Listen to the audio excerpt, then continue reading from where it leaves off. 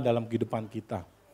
Asal kita mau ikut arahan apa yang Tuhan sampaikan di dalam kehidupan kita. Nah, puji Tuhan hari ini kita sama-sama mendapat pesan di awal tahun 2025 mengenai The Year of Great Harvest. Artinya apa saudara, tahun 2025 adalah tahun penuaian yang besar dalam kehidupan kita. Amin. Nah, ini bisa dibuktikan bahwa mulai tanggal 4 Oktober tahun 2024 kemarin, tahun Yahudi, tanggalan Yahudi berubah menjadi tahun 578, berubah menjadi 5785, yang sebelumnya 5784, sekarang 5785, atau disebut tahun PH, bukan PY ya, kalau PY itu yang ada kacang sama rebonnya, ini PH gitu ya. Jadi PH berarti 85. Nah, tahun 5785 adalah musim di mana roh Tuhan akan dicurahkan secara besar-besaran. Tahun 5785 atau 2025 ini adalah musim. Kalau bicara musim ya, berarti ada musim rambutan, musim mangga, jadi ada musim di mana nanti dia akan pergi. Jadi ada musim di mana roh Tuhan akan dicurahkan secara besar-besaran masuk dalam gereja Tuhan. Dan di gereja Tuhan ada saudara dan saya. Dan saudara pasti dilawat oleh Tuhan. Amin. Nah, angka 5 ini muncul ternyata 2 kali kalau saudara lihat. Ada depannya 5, belakangnya 5. Ditambah lagi tahun ini tahun 2025. Dan ini diartikan bahwa di tahun 2025, karena angka 5-nya ada 2, bisa diartikan bahwa ini adalah menjadi tahun di mana kita akan mengalami anugerah yang double porsi. Amin. Kalau kita percaya bahwa tahun 2024 kita ada semua karena anugerah Tuhan. Amin. Tahun 2025, Tuhan akan lipatkan anugerah itu dalam kehidupan kita. Amin. Kita percaya 2024 kita semua karena anugerah, amin. 2025 anugerah itu akan terus berlanjut. Bahkan double porsi, 2 kali lipat anugerah itu akan masuk ke dalam kehidupan kita semua. Dan kita akan mengalami penuaian besar. Amin. Saudara nggak usah bersusah-susah bekerja. Kalau saudara setia di rumah Tuhan ikut arahan Tuhan, maka saudara akan mengalami double porsi berkat Tuhan hadir dalam kehidupan saudara. Amin. Kalau saudara nggak percaya, kita sama-sama buktikan. Saya buktikan, sekeluarga kita sepakat buktikan. Kita akan sama-sama bersaksi, sama-sama entah itu di pertengahan tahun, entah di 8 tahun, 9 tahun, 10 bulan, hal-hal besar terjadi dalam kehidupan kita. Apakah kita mau sepakat? Amin. Kenapa saya bersemangat bicara seperti ini? Karena saya sudah terbiasa mengeksperimen firman Tuhan dalam kehidupan kita keluarga. Hal yang gak mungkin, yang gak masuk akal itu bisa terjadi berkat Tuhan datang dalam keluarga kita. Oleh karena itu saya sangat bersemangat, saya ajak saudara sepakat. Mumpung ini masih satu rute, masih satu gerbong, masih satu bus, kita sama-sama ikut arahan. Bahwa tahun 2025 adalah tahun tuaian besar dalam kehidupan kita. Jangan sampai kita keluar dari bus tengah jalan. Kita mau sedang nanti berjalan, ambil jalur kanan di tol nih semuanya nih. Jadi jangan ada yang melambat. Kita sama-sama akan dilawat oleh Tuhan. Bukan dilewatin lawatan Tuhan, tetapi dilawat oleh lawatan Tuhan. Amin. Tahun ini adalah tahun di mana tuaian besar terjadi dalam kehidupan kita. Di dalam keluarga, di dalam pekerjaan, di dalam usaha, di dalam bisnis. Apapun yang kita lakukan, semuanya ada kandungan tuaian besar. Amin. Warga kerajaan sorga. Tuaian itu adalah hasil. Setuju? Kalau taburan bukan hasil, tetapi tuaian itu adalah hasil. Hasil yang kita sudah usahakan. Tuaian adalah hasil dari usaha atau taburan dari yang kita usahakan. Bukan dari tetangga usahakan. Tetapi tuaian adalah hasil dari usaha kita sendiri. Amin. Katakan bersama dengan saya, tuaian adalah hasil. Kita semua pasti menghendaki agar kita semua mendapatkan hasil yang terbaik. Setuju atau tidak? Kita semua pasti mengharapkan hasil yang terbaik buat hidup kita, buat keluarga kita, dalam pekerjaan kita, dalam usaha kita. Kita mengharapkan ada hasil yang terbaik. Setuju? Dan hasil atau tujuan yang terbaik dalam pikiran kita ini sangat berbeda dengan hasil yang Tuhan akan kerjakan dalam kehidupan kita. Saya ulang lagi. Hasil takaran yang ada di pikiran kita sangat berbeda dengan hasil takaran yang Tuhan punya untuk kita. Jadi, sudahlah. Mungkin ada yang bilang, saya sudah capek, pagam, saya sudah lelah, bagus. Saatnya ambil komitmen dan melangkah. Amin. Warga kerjaan sorga. Karena hasil atau tuaian yang Tuhan sediakan buat kita di tahun 2025, jauh lebih tinggi, jauh lebih banyak, jauh lebih besar dari semua kemampuan kita. Jadi sudah pasti jauh lebih besar. Dan mau gak mau kalau kita sudah yakin, kita ikutin aja tuaian Tuhan. Daripada mendingan, betul? Daripada kita capek-capek akhirnya udah sekarat baru kita, ya Tuhan aku mau ikut rancanganmu supaya ada tuaian besar. Mumpung kita masih sehat, yuk kita ikut arahan untuk kita mengalami tuaian besar. Amin. Setuju ya?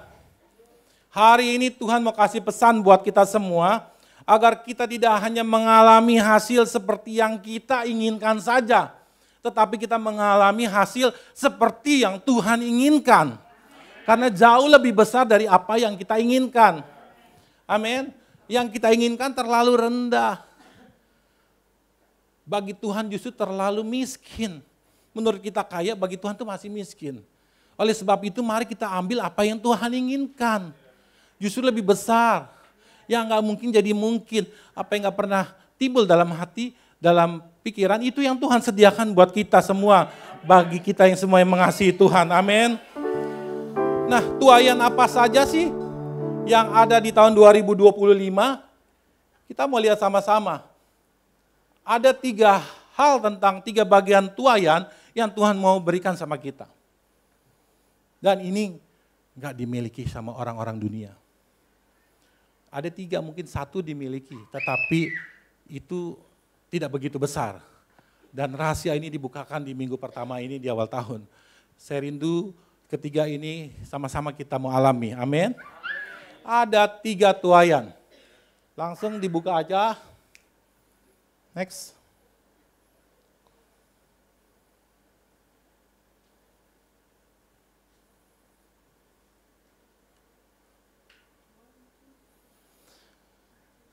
Tuhan mau ketiga tuaian besar ini terjadi dalam kehidupan kita.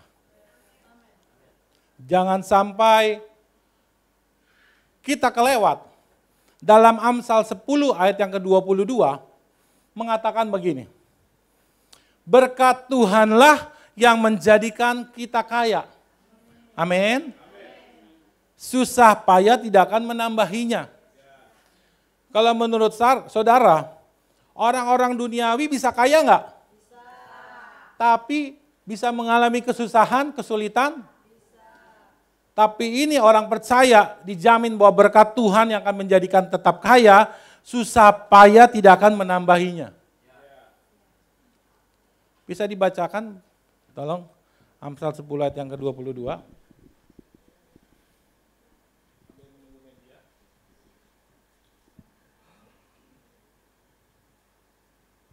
Iya. Oke, silakan dibaca. Amsal 10 ayat 22, berkat Tuhanlah yang menjadikan kaya, susah payah tidak akan menambahinya. Amin. Kita sama-sama lihat ya, ternyata berkat Tuhan bukan kaleng-kalengan, berkat Tuhan bisa menjadikan saudara kaya. Susah payah walaupun ada di tengah dunia yang gelap ini tidak akan menambahinya. Tertarik nggak saudara dengan ayat ini? Tertarik atau enggak ya biasa aja. Ya saudara rugi. Amin. Kita ambil berkatnya dari Tuhan, bukan berkat dari diri kita, bukan berkat dari orang lain. Berkat Tuhan yang menjadikan kita kaya dalam segala hal. Karena orang yang kaya belum tentu bahagia dalam segala hal. Ada 3 tuaian di tahun 2025. Tuaian itu adalah, yang pertama adalah tuaian jiwa-jiwa. Yang kedua adalah tuaian kekayaan secara batiniah. Baru yang ketiga tuaian secara lahiriah yang dicari oleh orang-orang dunia. Padahal orang dunia hidupnya sementara, tapi dicari. Tapi hari ini ada 3 tuaian. Yang pertama adalah tuaian jiwa-jiwa. Yang pertama ini adalah hasil tuaian yang paling terbesar di dunia ini. Adalah orang-orang di sekeliling kita, itu tuaian yang terbesar. Yang akan menerima keselamatan. Yohanes 3 ayat 16 berkata begini, 1, 2, 3. Karena begitu besar kasih Allah akan dunia ini, sehingga ia telah mengaruniakan anaknya yang tunggal, supaya setiap orang yang percaya kepadanya tidak binasa, melainkan beroleh hidup yang kekal. Menurut saudara, kalau saudara baca ayat ini, apakah saudara sudah mengalaminya?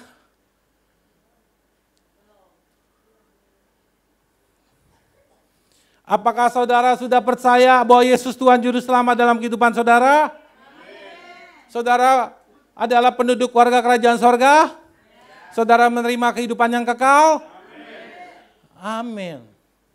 Tapi kalau saya mau tanya, apakah saudara, teman-teman saudara di kantor, di teman-teman alumni dan lainnya sudah terima Yesus sebagai Tuhan? Di sana ada tuaian besar membutuhkan saudara. Amin.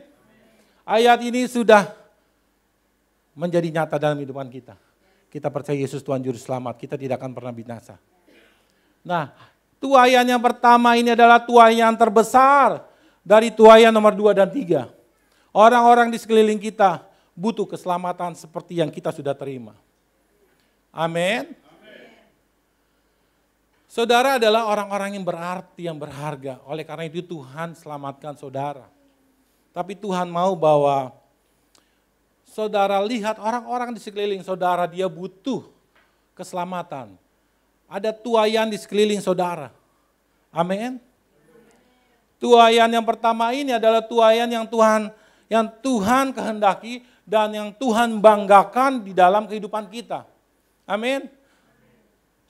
Tuhan mau kita mengalami, bisa mendapatkan tuaian jiwa-jiwa ini. Jauh lebih besar dari harta, dari uang. Oleh sebab itu Tuhan tuh menginginkan untuk kita bisa fokus mengalami tuaian jiwa ini. Yang mau katakan amin. Ya, kalau saudara duduk di sebelah saudara di kantor, ingat di sebelah saudara nih tahun 2025 adalah jiwa, tuaian jiwa. Saya saat berada di teman saya kanan kiri, tuaian jiwa. Di sana ada yang agamanya beda, agama beda. Hidup saya harus menjadi saksi. Walaupun saya nggak bilang, kamu terima Yesus nggak sebagai Tuhan? Enggak. Tapi hidup kita adalah kesaksian. Hidup kita adalah kitab terbuka bagi orang-orang di sekeliling kita. Mungkin 1-2 minggu ke depan, 3 minggu, sebulan, saudara dipertemukan sama orang tiba-tiba datang. Bro, sis, gue lagi ada masalah nih. Itu tuaian jiwa sedang datang. Amin. Saudara mesti buka mata saudara, ingat pesan khotbah hari ini. Kita harus jadi kitab terbuka. Amin. Halo? Amin. Di situ tuaian jiwa. Misalnya seminggu, sebulan, 2 bulan ada yang ngajak, bro kita jalan nih. Gue lagi ada barang nih. Apa yang kita, mumpung gratis gue ikutlah. Di situ kesempatan kita menunjukkan bahwa itu ada tuaian jiwa. Kita jadi saksi bagi orang-orang sekeliling kita. Jauh lebih besar dari harta, dari uang. Tuaian nomor 1 ini. Amin. Kita harus fokus. Warga kerajaan sorga. Di dalam kehidupan ini dan kehidupan keluarga, tidak ada orang yang mengharapkan orang-orang di sekeliling kita mengalami hal-hal yang tidak baik ataupun buruk. Setuju atau tidak? Betul? Boleh saya bertanya bapak-bapak, Bapak-bapak jawab ya. Apakah bapak-bapak merasa senang kalau istrinya ini sehat? Terus pintar masak? Terus rajin kerja? Rajin belanja, rajin ngabisin uang, rajin shopping.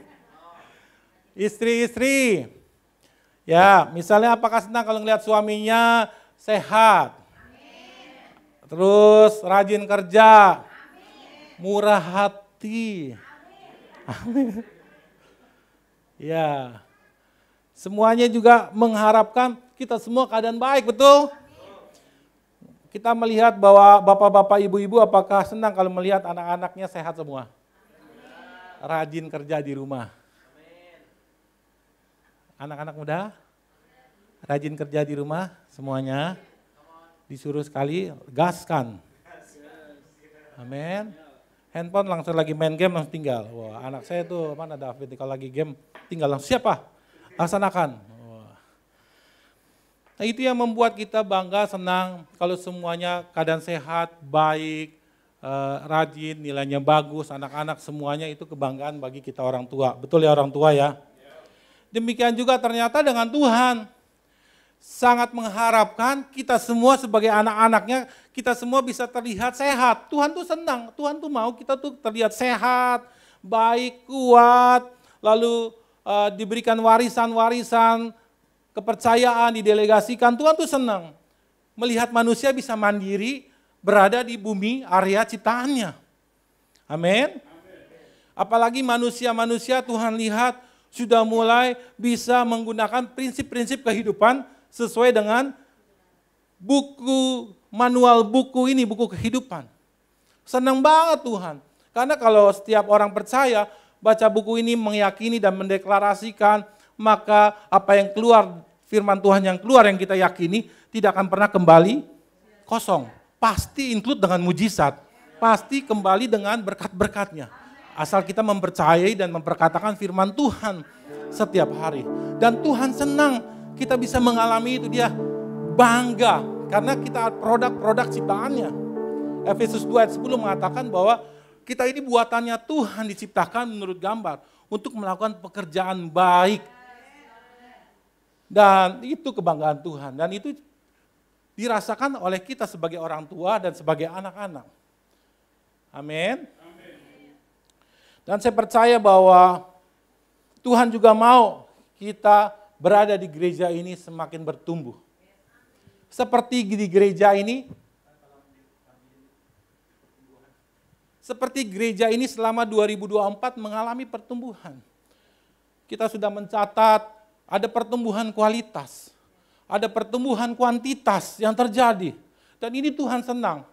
Walaupun ukuran saya masih kurang ya, tetapi puji Tuhan. Pertumbuhan kuantitas kita sudah tersedianya, ada lighting 2024, ada BIM, ada renovasi plafon, pengadaan subwoofer, pembelian keyboard Yamaha, tersedia semua. Amin. Ada yang tepuk tangan ya. Ini pertumbuhan kuantitas.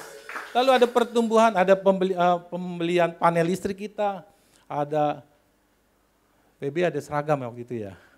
Ada kabel subwoofer, kamera, dan yang kualitas, penambahan SDM pemusik drum. Ada SDM singer baru. Wah. Ada penambahan divisi ketua ketua rumah tangga ya. Ada pelayan lighting baru, ya, ada STM media baru. Pelayan parkir ada yang baru 2024 ya. Ada pelaksanaan kelas KPK angkatan ketiga, itu kualitas. Penambahan tim guru sekolah minggu, yang dulu anak sekolah minggu jadi guru ya, ada ya tim ya. Ocha dimasukin 2025 ya. Asik nggak main apa gitu ya. Lalu 2024 dia udah bantu-bantu ya. Lalu apa nih? Rumah doa di sini. 2024. Nah, kita juga pernah menabur keyboard di GB Siantar di Sumatera. Itu kualitas, saudara. Dan Tuhan senang, kembalikan kepada PPT. Dan Tuhan senang ini terjadi dalam kehidupan kita. Coba saudara hitung-hitung berkat Tuhan apa yang terjadi dalam kehidupan saudara. Apakah saudara semakin baik atau semakin flat aja atau tidak baik? Tahun 2025 ini Tuhan sangat mengharapkan dan Tuhan bangga untuk kita mengalami tuaian besar dalam kehidupan kita. Amin. Jangan terlewat, kita harus mau dilawat oleh Tuhan. Amin. Kita sama-sama, kita satu rute sama-sama, satu bus sama-sama, kita jalan, kita kesaksian dan mengalami tuaian besar mujizat sama-sama. Amin. Nah ini yang kedua, saudara. Tadi jiwa. Sekarang ini adalah tuaian kekayaan batiniah. Ini yang nggak punya, yang tidak dimiliki oleh orang duniawi. Dan ayat ini 2 Korintus 4 ayat 16 sudah dipraktekkan, diperagakan oleh Paulus. Dia sedang berada di penjara waktu itu. Dengan kondisi yang tidak baik. Tapi apa yang terjadi, dia berkata gini. Sebab itu kami nggak tawar hati. Meskipun manusia lahiriah kami sakit-sakitan di penjara, banyak tekanan, semakin merosot. Namun apa saudara? Manusia batiniah kami yang kaya ini, yang punya kami dibaharui dari sehari ke sehari. Ternyata kalau kita punya kekayaan secara batiniah, ini akan menaklukkan semua keadaan buruk dalam kehidupan kita. Kekayaan batiniah adalah sebuah kekuatan terbesar yang ada di dunia ini. Untuk bisa menaklukkan semua keadaan buruk yang ada di dunia ini. Saudara harus alami ini, jangan sampai saudara rugi. Saudara hidup tapi tidak punya kekayaan batiniah. Kata firman Tuhan di Mazmur 49 ayat 20, manusia dengan segala kegemilangannya tidak punya pengertian tentang kehidupan rohani, bisa disamakan oleh hewan. Padahal manusia diciptakan ini hari ke-6, hari di mana Tuhan hari 1, 2, 3, 4, 5 sudah sediakan semua makhluk hidup, hewan, tumbuh-tumbuhan spesial. Sudah seharusnya kita berpikir cara hidup manusia berbeda, bukan seperti hewan, beranak cucu, cari tempat berteduh, cari makan, berjuang. Kita harus beda, kita harus punya kekayaan batiniah di dalam kehidupan kita. Amin. Warga kerajaan sorga, saya perdalam lagi ya supaya saudara paham untuk memulai di tahun 2025 ini. Tuaian yang kedua ini adalah bagian yang sangat terpenting dalam kehidupan kita. Yang tidak dimiliki oleh orang-orang duniawi. Mengapa? Karena sejak peristiwanya terjadinya manusia atau saudara di muka bumi ini, sebenarnya ada kabar baik bahwa saudara sudah tercipta di dalam diri kita, sudah ada hardware batiniah yang mengandung kemampuan jauh lebih besar dari unsur hardware secara lahiriah tubuh jasmani ini. Saudara mesti pahami itu pertama kali dulu. Ini yang membuat saya selalu bergairah setiap hari untuk meningkatkan kehidupan rohani. Karena kita ciptaan yang berbeda, yang lebih tinggi. Punya hardware batiniah, kehidupan lain, itu kehidupan rohani, berbeda dengan makhluk lain. Amin. Kalau saudara pahami itu, saudara semakin bersemangat, saudara semakin menjadi orang-orang kaya secara batiniah, yang sudah dipraktikkan oleh Paulus. Nah, yang mengerti katakan amin. Namun saudara, ada kabar buruknya bahwa manusia ada banyak manusia yang belum tahu akan hal ini. Tapi saudara sudah tahu, amin? Di tempat ini sudah paham? Bahkan masih banyak orang-orang percaya yang sudah tahu, namun belum paham akan tuaian kekayaan terbesar ini di dalam batiniah kita. Yang terlihat di dunia ini adalah hanya manusia yang hanya sibuk dengan hal-hal jasmani dan sibuk dengan mencari uang, mencari materi, dan akhirnya mati tidak dibawa. Semua yang dicari selama 70-80 tahun dikumpulin, tidak dibawa. Nah, beberapa hari yang lalu saya ketemu dengan salah satu general manager di daerah Tebet, di gedung Mugi-Mugi itu ya, sebelah rumah sakit Tebet. Dia cerita sama saya motivasi Pak, saya bantu cari orderan Pak, supaya Bapak omset komisi Bapak lebih bagus. Dia cuma bilang begini, dia umurnya 70-an, 70 apa 71. Ernest, saya ini nggak punya anak. Saya punya rumah, punya mobil. Kalau istri saya dan saya meninggal, saya mau wariskan kemana? Saya nggak ngoyo untuk hal itu. Justru saya mau pensiun, uang saya bisa cukup untuk saya nanti dipanggil pulang. Dalam hati saya daftar boleh Pak? Pewarisnya gitu ya. Tapi artinya begini saudara, semua yang dikumpulkan, semua kerja keras, kita hidup sakit aja kita coba beli obat supaya mempertahankan, memperpanjang umur. Begitu. Kalau tidak ada kehidupan lain yang kita kerjakan, tidak ada artinya hidup kita. Tidak ada yang menarik. Oleh karena itu Tuhan mau supaya kita memperhatikan kekayaan yang satu ini, kekayaan batinia. Karena ini bukan cuma cerita agamawi, tetapi ini kehidupan yang nyata. Justru sebenarnya pertama kali itu kalau kita melihat kejadian, kita buka pertama kali, pada mulanya Allah menciptakan langit dan bumi. Bumi belum berbentuk dan kosong. Gelap gulita meliputi samudra semesta. Dan roh Allah melayang-layang di atas permukaan. Tidak ada tubuh jasmani. Pada mulanya roh Allah melayang-layang. Pada mulanya adalah bicara tentang kehidupan rohani.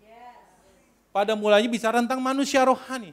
Makanya terus saya berkata bahwa saudara adalah manusia roh yang memiliki jiwa yang tinggal di dalam tubuh. Dan saudara bisa memperkaya kehidupan rohani saudara. Kalau saudara perkaya, saudara bisa menciptakan seperti Tuhan. Kita Tuhan huruf kecil, Tuhan huruf besar. Kita sedang menggunakan jadilah sembuh. Aku ambil berkat dari Tuhan. Aku ambil kesembuhan masuk dalam tubuhku. Bicaranya seperti itu. Amin. Warga kerajaan sorga. Sebab kalau kita tidak melakukan kekayaan secara batiniah, kita pasti akan mengalami kesulitan sama seperti orang-orang dunia pada umumnya. Manusia hanya dibuat oleh sistem dunia untuk mencari uang, untuk kehidupan yang sementara ini. Tidak ada tujuan lain. Dan tidak akan terus merasa puas. Kalau kita melihat di sini ya. Pengkhotbah 5 ayat 9 kita baca sama-sama. 1, 2, 3.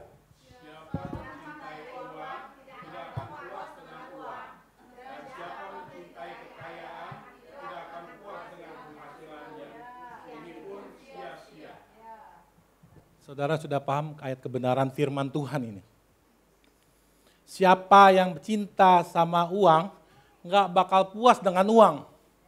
Terus maunya naik terus. Hari ini beli sepatu Bata, gajinya udah 10 juta. Lalu naik lagi gajinya 15 juta, belilah sepatu merek Bokoroko gitu kan. Borokokok. Bokoroko ya. Nah, gaji naik lagi, merasa tidak puas, lalu akhirnya dibuat resign.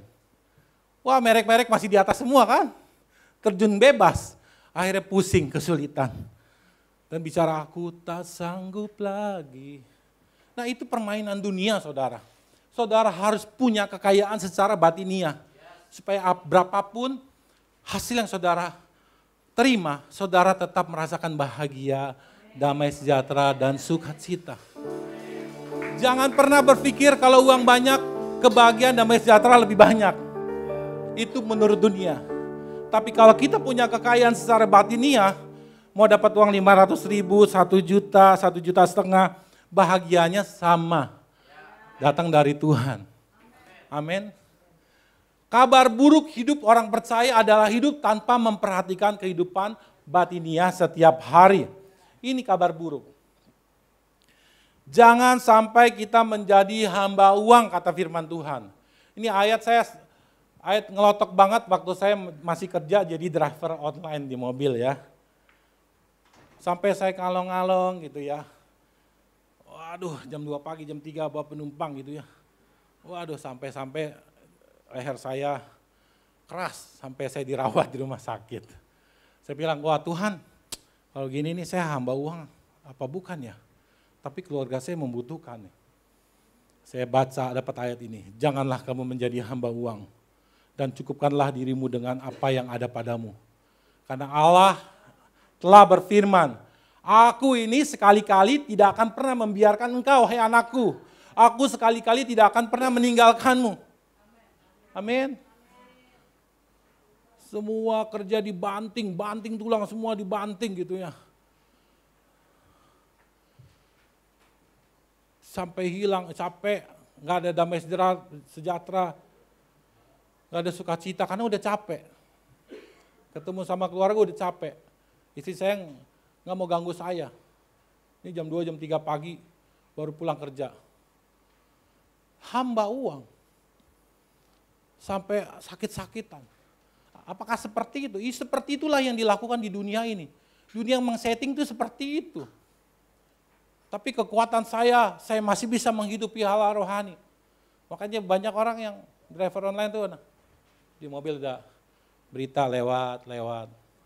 Saya bilang, Tuhan, boleh Tuhan, aku melayani, saya kesaksian sebentar ya. Saya driver online Tuhan, saya senang Tuhan pekerjaan ini, pelayanan ini saya senang. Setiap orang yang datang rumah sakit, saya doakan, saya ajak ngomong, saya senang pelayanan. Kalau boleh Tuhan, kasih saya pekerjaan yang lain Tuhan. Tuhan dengar loh, Tuhan kasih pekerjaan saya melalui penumpang di belakang loh. Tuhan itu hidup, amin. Kalau saudara sungguh-sungguh, Tuhan itu hidup. Tuhan kasih pekerjaan, sampai sekarang saya kerja. Artinya begini saudara, sekali-kali aku tidak akan membiarkan engkau. Tuhan tahu, udah berjuang pelayanan, menghidupi manusia roh. Ini gembala masih masuk rumah sakit gara-gara cari duit buat keluarga. Aku tidak akan membiarkan engkau, aku sekali tidak akan meninggalkan engkau. Dikasih jawaban. Amin. Tuhan kita Tuhan yang hidup. Tuhan akan selalu bertanggung jawab akan semua kebutuhan kepada anak-anaknya di bumi ini. Yang selalu terhubung dengan hal-hal rohani setiap hari, bukan setiap minggu, bukan setiap bulan ya. Kan sudah pernah bersaksi kan di sini. Hari Minggu paling casnya sampai hari apa? Hari Rabu sampai Kamis. Habis. Kenapa? Kesedot sama sistem dunia yang jahat ini. Ayo dong ikut. Habislah hari Kamis. Jumat, Sabtu, Minggu hilang kemampuan supranatural kita. Oleh karena itu kita butuh yang namanya terhubung dengan hal rohani setiap hari. Itu sangat membantu. Apakah tuaian kekayaan batiniah itu kita sama-sama ya, lihat. Ini yang harus kita ambil kekayaan ini. Cara berpikir surga di dunia ini. Kita tahu bahwa cara berpikir dunia ini kejam, jahat, selalu negatif. Tetapi kita punya buku yang membuat kita bisa berpikir secara surga di bumi ini. Lalu cara merasakan semua yang ada di dunia ini. Orang bisa merasakan perasaannya, emosi, kesel. Tapi firman Tuhan berkata dalam Filipi, hendaklah pikiranmu dan perasaanmu terdapat juga dalam Kristus Yesus. Ada orang yang menderita, kasih kita datang. Amin. Ada orang yang bersalah, bukan sama seperti orang dunia. Mengintimidasi, menyalahkan, tetapi kasih kebenaran Tuhan, selamatkan dia. Punya kasih Tuhan. Lalu ada hikmat sorga yang digunakan di dunia ini. Salomo dia minta gini, kamu mau minta apa? Salomo bilang, aku hanya minta hikmat dari Tuhan. Kalau engkau kasih hikmat surga, dikasih hikmat. Akhirnya Salomo menjadi orang yang kaya raya. Lalu yang keempat, kekayaan apalagi memiliki buah roh. Hidup di dunia yang jahat ini kita butuh buah roh. Buah roh itu apa sih saudara? Tetapi buah roh ialah kasih, sukacita, damai sejahtera, kesabaran, kemurahan, kebaikan, kesetiaan, kelembutan, penguasaan diri. Tidak ada hukum yang menentang hal-hal itu.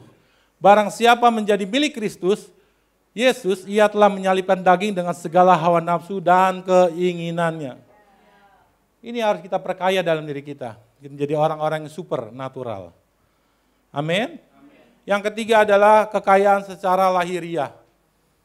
Kekayaan ini dicari oleh orang-orang dunia dan kita juga mencari itu. Tetapi konsep berpikir kita harus dirubah. Matius 6 ayat yang ke-31, 33 berkata, sebab itu janganlah kamu khawatir berkata, apa ya yang harus kami makan minggu ke depan, bulan depan, apa yang kami harus minum, apa yang harus kami pakai. Semua itu dicari oleh bangsa-bangsa yang tidak mengenal Tuhan. Orang-orang yang nanya kapan ya, ini makan gimana nih, belum mengenal Tuhan. Tapi kalau dia mengenal Tuhan sebagai Bapa dan kita anaknya, Tuhan pasti cukupi. Masalahnya kita belum mengenal Tuhan sebagai Bapa dan kita belum menganggap diri kita sebagai anaknya Tuhan. Nah itu masalah, kita belum dekat sama Bapa. Betul? Anak-anak saya yang dekat sama saya, yuk ikut yuk bantu Papa. Pergi kerja, yang selalu ikut. Berkatnya pasti beda dibanding anak yang gak pernah ikut sama saya. Ya, David ikut saya. Makan, dapat berkat. Habis kerja nih, saya ajarin, saya bagi ilmunya. Ini kerja ya, kita antar ini barang, gini tekniknya, caranya begini. Setelah itu, kamu makan apa? Ayo nambah. Dibeliin apa? Beli sepatu, beli ini. Apa yang gak pernah dia pikirkan, saya belikan sama dia. Ya amin. Dan dia gak pernah minta beli jam. Pas akhir tahun saya belikan jam. Dan kalau hubungan kita sama Bapa, sama Tuhan sebagai Bapa dan anak yang dekat, Tuhan tidak pernah kasih celah kita kekurangan.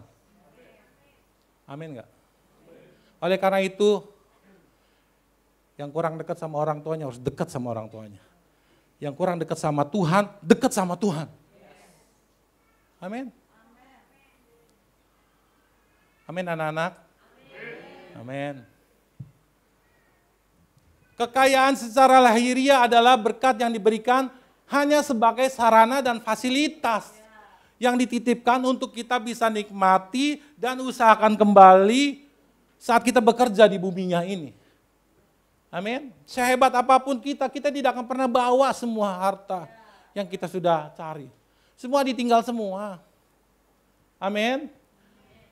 Semua itu dicari bangsa-bangsa yang tidak mengenal Allah. Tetapi Bapamu yang di sorga tahu kamu sebagai anak memerlukan semuanya itu. Dan dikasih rumus akhirnya. Tetapi kalau kamu lagi susah, kamu lagi sakit, lagi kekurangan, carilah dahulu aku. Kerajaan Allah dan kebenarannya, maka aku akan menambahkan semua, akan kasih semua kepadamu. Itu yang kita harus lakukan, itu yang saya lakukan. Lagi sakit, lagi kekurangan, ada masalah, cari Tuhan dulu. Tuhan, aku kelaparan Tuhan. Aku butuh pertolongan. Karena aku adalah anakmu Tuhan. Amin. Warga kerajaan sorga. Menurut saudara, saat saudara menerima uang yang banyak, apakah saudara habiskan begitu saja? Seperti OKB. Orang kaya baru. Jangan orang kaya bego gitu ya. Dapat uang habis langsung. Atau saudara usahakan uang itu agar bisa berkembang, usaha bertambah lagi. Bisa begitu.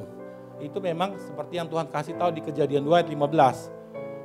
Tuhan menaruh manusia untuk mengusahakan apa yang sudah Tuhan kasih modal. Dan memelihara semua margin yang sudah kita dapat. Itu Alkitabiah.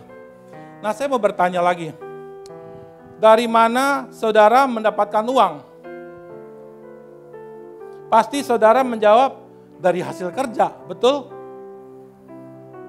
Nah, sekarang kalau saudara nggak kerja, saudara dapat apa? Dapat uang nggak?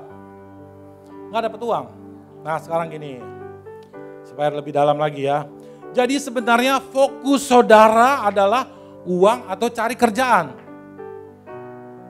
Kalau cari uang, saudara butuh kerjaan. Kalau nggak ada kerjaan, saudara nggak ada uang, betul? Kalau fokus kita di rumah uang, apa kerjaannya datang? Nah, kalau saat saudara kerja, mikirinya uang, apakah kinerja saudara jadi bagus? Enggak. Om Riko menjadi seorang pengusaha. Amin.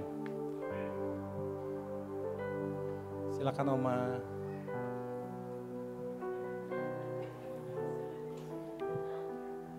Om Rikon jadi pengusaha, tiba-tiba ada karyawan, baru 2-3 hari kerja. Lalu bilang, Pak Riko kan pemimpin sini, gaji saya berapa, mau ditransfernya kapan? Lalu 3 hari datang lagi, Pak Riko jangan lupa ya, gajinya sesuai yang Pak Riko sampaikan, jangan lewat. 5 hari datang lagi, Pak Riko, benar kan ada uangnya kan tanggal 30 kan pas gajian? Menurut Pak Riko gimana? Pak Riko langsung kasih uangnya sebulan. Lalu?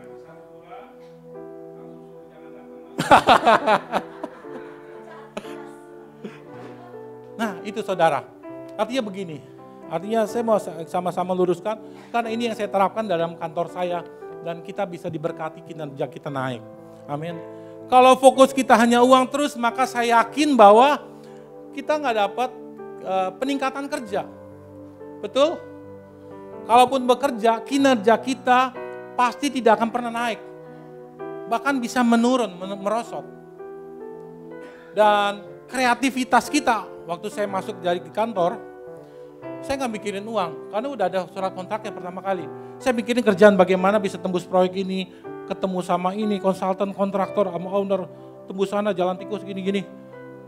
Baiknya gimana nih? Nah, saya fokusnya adalah kerja bagaimana bisa yang baik. Dan saya ajak Tuhan di dalam proyek. Tuhan, aku masuk proyek ini Tuhan.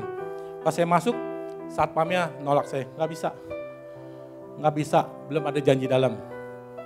Ya udah, saya nanya dong Pak, kasih kisi-kisi PT-nya apa Pak di dalam kontraktornya. Dikasih tahu, langsung saya baca Google kan. Nomor telepon kantor. Pak yang pegang itu PM project manager siapa ya? Oh ini, langsung saya ke security lagi. Pak mau ketemu sama project manager namanya ini. Oh itu, yaudah saya anterin dah.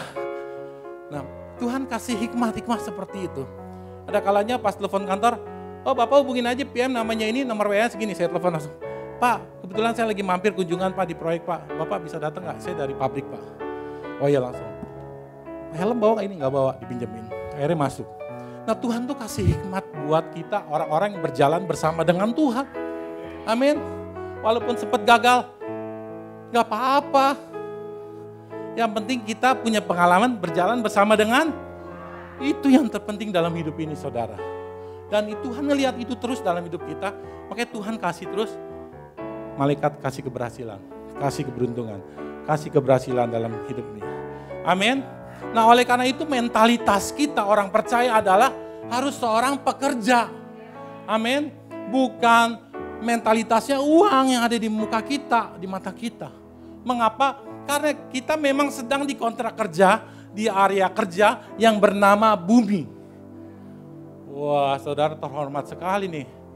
Karena ini konsep kingdom ini, kerajaan ini. Saudara di sini berdiri di sini. Karena saudara utusan kerajaan sorga. Amin. Saudara sedang berada di ruang waktu yang namanya kontrak kerja dari pemerintahan kerajaan sorga. Setiap apapun saudara kerja di rumah, lagi nyapu saudara sedang lakukan buat raja, buat Tuhan. Amin. Makanya kalau di rumah saya agak sedikit bawel sama anak-anak. Anak-anak jadi ada yang kesal gitu, cuman ya sudah, ini kamu harus ini ya, bersih di sini, bersih di sini, bersih. Karena kalau kerjaan rumah nggak ada habis-habisnya ya, bapak-bapak ibu-ibu ya. Kerjaan sehari ada lagi ini piring kotor, ada lagi piring kotor tadi udah, ada lagi. Pengalaman tuh yang anaknya 3 ya. Warga kerajaan sorga, tuaian atau kekayaan secara lahiriah akan diberikan kepada kita saat kita memandang diri kita sebagai seorang pekerja yang datang dari kerajaan sorga di bumi ini. Percaya, itu yang saya lakoni. Dan kita bekerja hanya untuk seorang raja, amin. Yang sudah mengutus, yang sudah memberikan pekerjaan ini di bumi ini. Amin.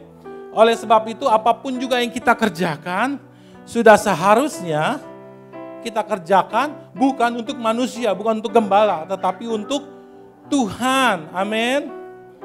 Dimanapun kita berada untuk Tuhan, jangan bilang kerja untuk gembala, di rumah jangan bilang buat papa mama, kita akan jengkel.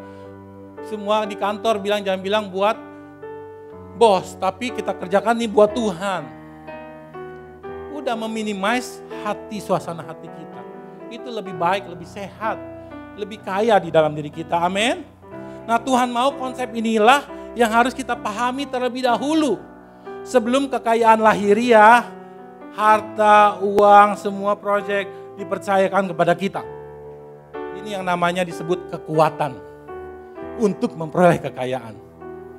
Amin. Ini lo bicara Ulangan 8 ayat 18. Apapun juga yang kamu lakukan, perbuatlah dengan pakai hati ya.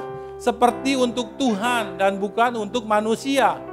Kamu tahu bahwa dari Tuhanlah kamu menerima bagian yang ditentukan sebagai upah. Kristus adalah Tuhan, kamu adalah karyawan-karyawan. Kita adalah karyawan, kita adalah hamba-hambanya. Amin. Warga kerajaan sorga, apakah keinginan kita sekarang? Mau berkat secara lahiriah, kita mau punya rumah, mau punya kendaraan, mau punya apalagi pasangan hidup, mau punya usaha, Tuhan bisa kasih. Namun apakah Tuhan percayakan? Karena itu perkaya manusia batiniah kita, Tuhan akan buat naik. Tidak mungkin tidak. Amin. Kalau kita lihat perjalanan di sini hal yang tidak mungkin, para nabi-nabi, nggak mungkin tukang tenda bisa jadi. Lalu siapa lagi? Semua yang ditulis ini ada hal-hal yang mereka tidak benar justru.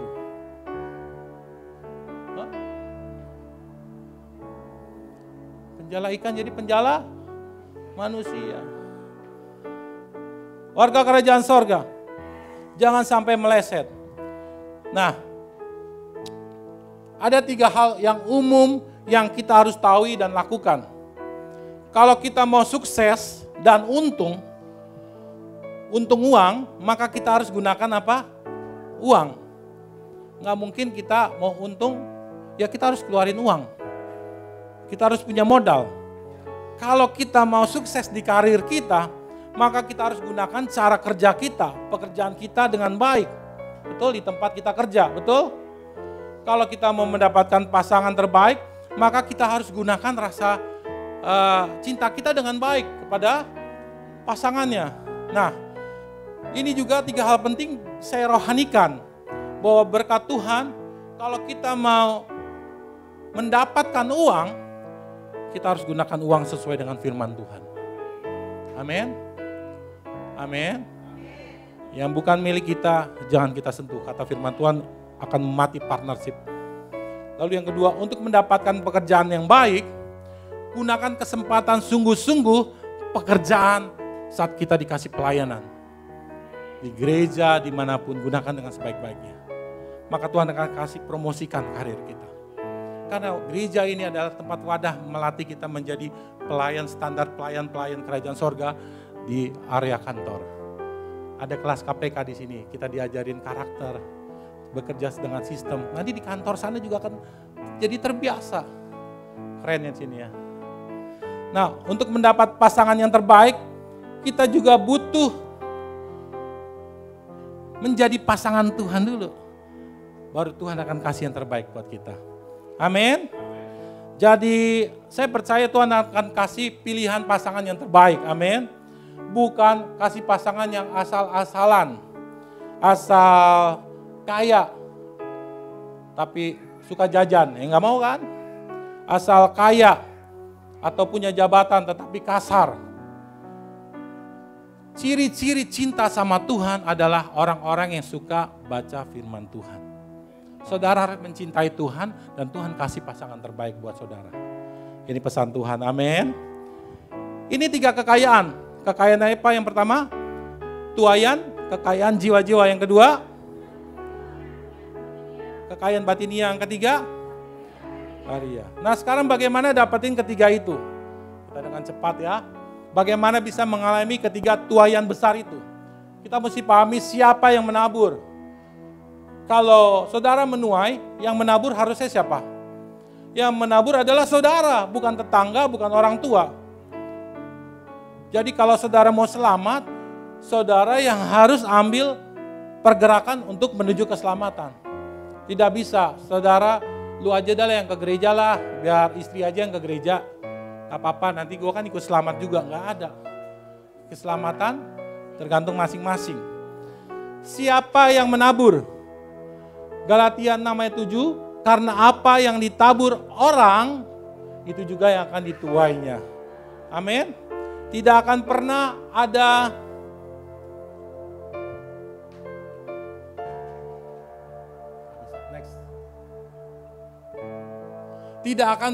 ada rumus bagi seorang penuai akan menuai tanpa terlebih dahulu. Gak ada. Kalau mau menuai, lu harus nabur dulu. Ya kan? Kita adalah seorang penabur, amin. Saudara adalah seorang penabur yang menentukan dan memilih apa yang harus kita tabur di dalam pikiran dan di dalam hati kita. Nah, semakin dalam ya, sedikit lagi. Janganlah sesat, kata firman Tuhan. Allah tidak membiarkan dirinya dipermainkan. Karena apa yang ditabur siapa? Orang, itu juga yang akan dituainya. Pikiran dan hati kita adalah sebuah wadah atau tanah yang akan menumbuhkan bermacam-macam buah yang banyak. Saudara pahami ini dulu ya. Jadi apa yang kita lihat, apa yang kita terima dalam pikiran, masuk ke dalam hati, terjun ke dalam hati, dan melahirkan keinginan-keinginan, melahirkan perkataan dan perbuatan-perbuatan, itulah buahnya. Kita adalah sang penabur, amin. Yang memilih dan menentukan apa yang baik dan apa yang merusak dalam diri kita. Kita yang menentukan ke depan. Zaman akhir ini, kalau kita tidak benar-benar memilih dan menentukan apa yang kita tabur dengan baik, maka tuaian kita tidak baik juga. Serius, kita ini sudah berada di era gadget, handphone. Dulu waktu belum ada gadget, semua orang mendengar khotbah, luar biasa. Amin. Sekarang gadget ini cenderung banyak benih-benih negatif yang mencoba masuk dalam pikiran kita dan di dalam hati kita. Sehingga kita tidak mengalami tuaian besar. Hati-hati. Di media kita bisa scroll, kita lihat banyak informasi yang tidak sesuai dengan firman Tuhan. Yang melanggar firman Tuhan, bahkan kompromi dengan dosa. Dosa dianggap wajar, dosa dianggap suatu kebenaran. Banyak sekali. Padahal tidak sesuai dengan firman Tuhan. Dan itu banyak di kalangan anak-anak muda, generasi penerus kerajaan Tuhan. Kalau ini terjadi, benih itu masuk dalam pikiran hati. Merusak. Kacau banget. Tapi pesan Tuhan hari ini buat kita semua. Pesan dari Tuhan. Orang percaya zaman ini harus cerdas. Memilih dan menentukan benih yang harus diterima di dalam pikiran, dalam hati. Amin anak muda. Jangan mudah. TikTok bilang ada hamba Tuhan yang gak jelas. Oh begini. Ikutin, kata TikTok aja boleh. Ngapain gua? Kata TikTok aja gak butuh ngasih perpuluhan, ngapain? Padahal tidak ada dasar firman Tuhan. Kata firman Tuhan gak apa-apa kok itu. Lakukan yang gak baik gak apa-apa kok. Ngeri sekarang ini ngeri. Tuhan itu menciptakan kita saudara sebagai seorang penuai yang memiliki mentalitas seorang penabur. Menabur itu bukan apa yang saudara tabur masuk ke dalam pikiran saudara akan menentukan apa tuaian itu. Ciri-ciri orang yang kaya adalah menabur, memberi. Setuju nggak? Kalau nggak pernah memberi itu orang kaya atau orang miskin? Namanya orang miskin nggak pernah memberi, kan kekurangan terus. Kita harus punya mentalitas memberi, menabur. Menabur semua pikiran-pikiran, hal-hal yang bagus dalam diri kita. Amin. Taburlah dalam pikiran, dalam hati kita. Amin. Camkanlah ini, kata firman Tuhan. Orang yang menabur sedikit nih, firman Tuhannya sedikit, akan menuai sedikit. Dan orang yang menabur banyak, akan menuai banyak. Jadi, Hari ini Tuhan mau sadarkan kita semua bahwa kita adalah orang-orang yang dimaksud sebagai penabur. Amin. Yang akan menuai hasil yang banyak. Amin. Mari katakan dengan saya diciptakan Tuhan sebagai penuai yang suka menabur. Amin. Kita adalah orang-orangnya yang menabur sehingga kita dapat menuai. Apa yang kita tabur dalam pikiran, dalam hati kita, apa yang kita tabur mungkin lewat apa aja. Kita lihat ya, yang kedua deh, itu yang kedua. Tadi orang, kita adalah, siapa adalah kita. Apa yang kita tabur?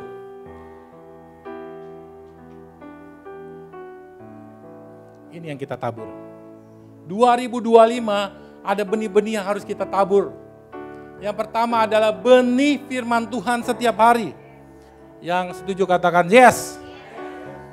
Yang mau menuai bersama secara besar-besaran ya firman Tuhan setiap hari. Kedua, benih ucapan terima kasih kepada Tuhan.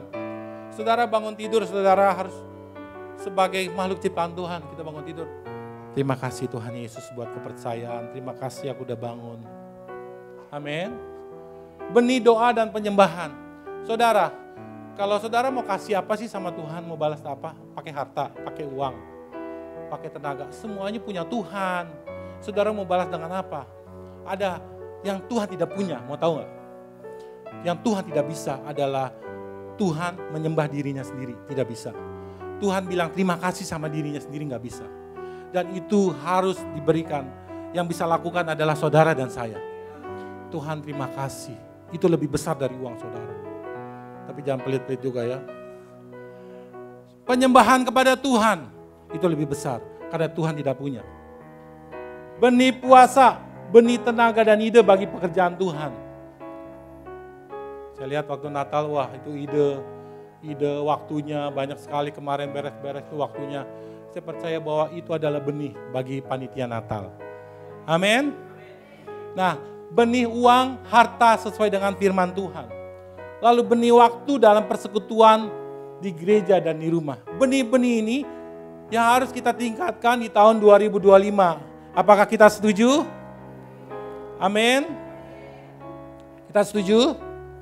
Biarkan tahun 2025 menjadi tahun kenyataan bahwa tuaian besar itu terjadi di dalam kehidupan kita. Amin. Tuaian besar akan terjadi di dalam kehidupan kita. Amin. Tanda-tanda telah nyata, hujan akhir telah tiba.